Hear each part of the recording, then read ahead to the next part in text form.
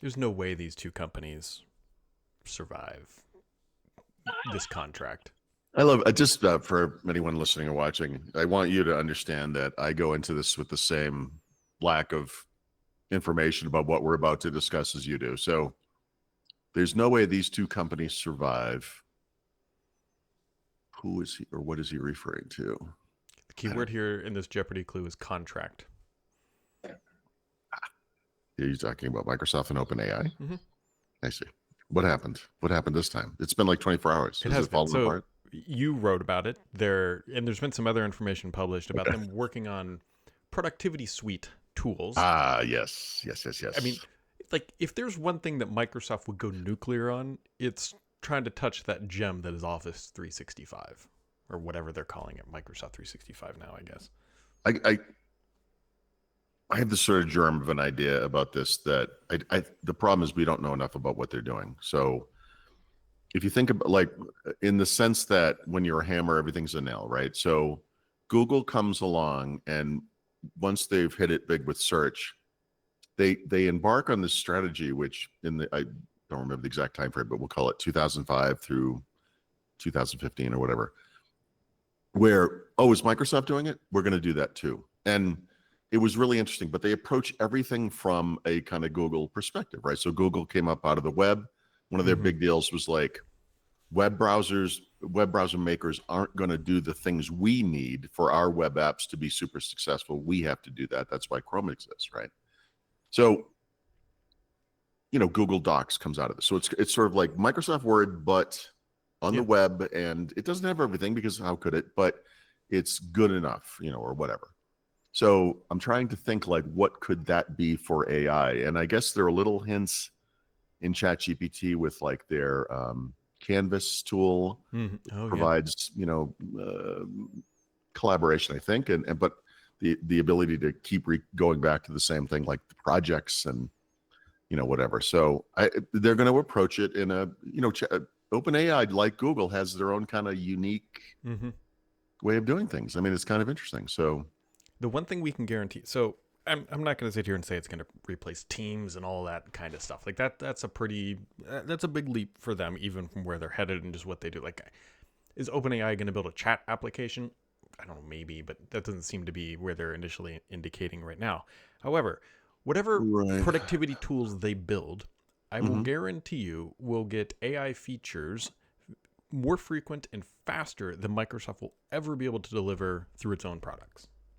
Well, yeah, maybe. I mean, the thing. Sorry, I'm so stuck on this thing. I feel like there's something in there somewhere. Like when people talk about my company or me or whatever can't go to like the Google stuff, they'll say something like, "Well, I'm an Excel power user." There are certain functions in Excel that don't exist in Google Sheets, whatever it's called, Google Sheets, whatever Mm-hmm. slide, whatever the hell it's called. Who cares? And yeah, okay, like that makes sense to me. But then you have this description of someone who works at a big company today who says, we used to sit here and do stuff in Excel, and I would show them people charts and everything. And now I'm like, Chat GPT, here's the data. Give me a bar chart that makes the point I'm trying to make, and I just talk to it, and I don't have to sit there in a complex tool and play with it. So the stumbling block here is that people like me, which is everybody, I guess, today, who's involved in this space, has decades of experience that Mm-hmm. gets in the way of understanding this new thing because they're going to do it and we're going to be like, what are you talking about? That's ridiculous. But there's going to be like a million people over here like, oh my God, thank you. I don't want to learn how this thing works. I just want to get it done.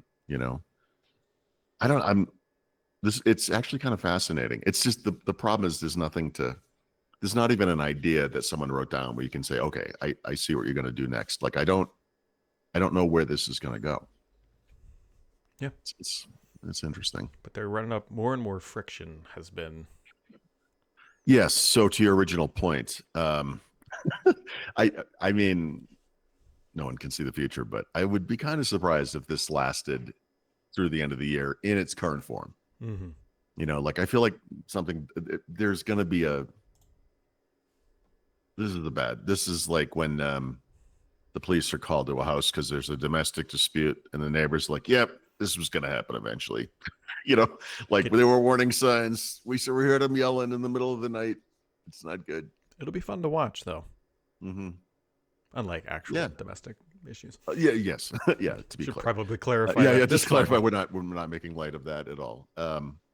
No, I just mean like I watch a lot of true crime stuff, and invariably the whoever is the victim of something is always the greatest person in the world. It's never a terrible person. It's always the greatest person. But when there's like a couple fighting and one of them disappears or whatever it is, it's always like, yeah, we saw this one coming. And yeah, this one's being telegraphed. They're kind of stuck with each other. They are. That's the they're waiting thing. for the kids to graduate and they're gonna go their own ways. Oh God. No, I mean it's just like this. They're codependent and they have such resentment of each other. They do. And it's palpable, And I'm talking about the two companies, not my wife and I. No, it's it's a true the enemy of my enemy is my friend, but I don't know who their common enemy is here, but they are definitely like. I'm going to draw another terrible comparison to real life and relationships, gosh. which is the if I can't have you, no one can have you thing.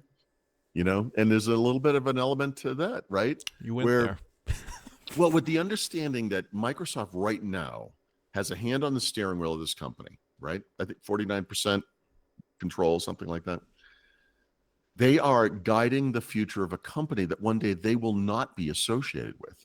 It's a little messed up. It is. Yeah, I mean, when you think about it from that perspective, because at some point these companies do go in two directions.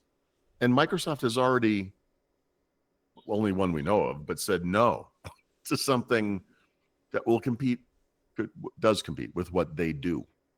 It's a little strange. I'm just saying. It's like there's two previous business cases that are in my head, and I don't know which way this goes. There's the remember when Intel bought whatever basically their future out of Israel. Microsoft will not buy OpenAI, but many, many years ago, like they put this money into this company. I was like, this is a bet, right?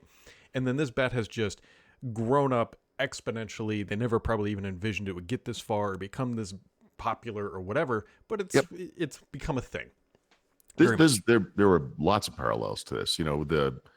At the time when Microsoft was explicitly backing OS2 and not pretend backing, but actually backing. There was a Skunkworks project still working on Windows at the time when it was about to go away.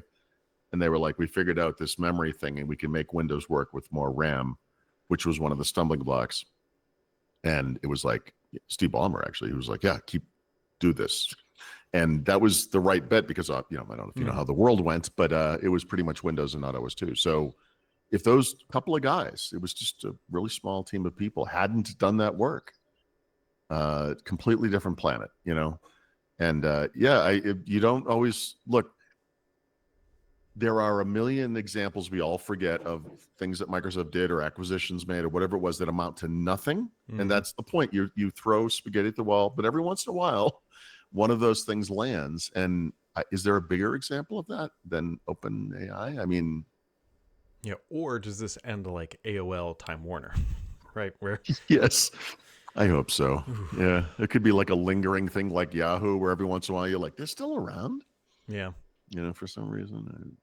I've talked about this with who's my current boss, Brad Wardell. What you just mentioned, like there's an alternative universe where he is the CEO of IBM.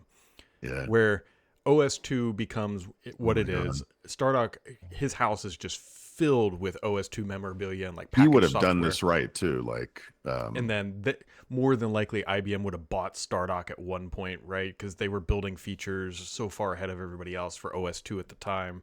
Yep. And it was like, I was like, Brad, there's a parallel universe where you're like either a technical fellow or the CEO of IBM, something like that. Oh my God, yes.